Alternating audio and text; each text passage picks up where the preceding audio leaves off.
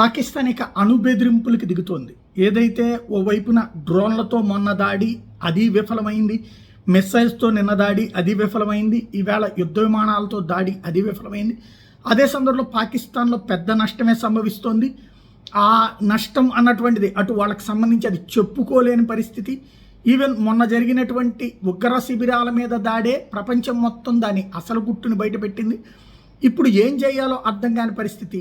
ఇప్పుడు ఓడిపోతేనేమో పాకిస్తాన్ ప్రధానమంత్రిని జైల్లో వేస్తారు, పాకిస్తాన్ సైనికాధికారిని జైల్లో వేసి సైనిక పాలన వచ్చి మళ్ళీ రాజకీయం మారి ఇమ్రాన్ ఖాన్ బయటకు వచ్చి ప్రధానమంత్రి అయినా ఆశ్చర్యపోనక్కర్లేదు. కాబట్టి తన రాజకీయ అవసరాల కోసం ఇప్పుడు కీలకమైనటువంటి అడుగులు వేస్తున్నాడు పాకిస్తాన్ ప్రధానమంత్రి. వాళ్ళ ప్రత్యేక అథారిటీ ఏదైతే అణ్వస్త్రాలకి సంబంధించినటువంటి దాని మీద నిర్ణయం తీసుకునే హక్కు ఉన్నటువంటి అథారిటీ, జాతీయ భద్రతా అథారిటీతో అత్యవసర సమావేశం, అంటే అణ్వస్త్రాల మీదన వినియోగానికి సంబంధించి అన్న ఒక హెచ్చరికని ప్రపంచానికి ఇవ్వడం, భారతదేశాన్ని బెదిరించడం, అట్ ద సేమ్ టైం ఆ ఆయుధాలని వాడటానికి అక్కడ ఉన్నటువంటి సైన్యానికి పూర్తి స్వేచ్ఛనిచ్చేటటువంటి నిర్ణయం దిశగా అడుగులు వేస్తున్నాడు.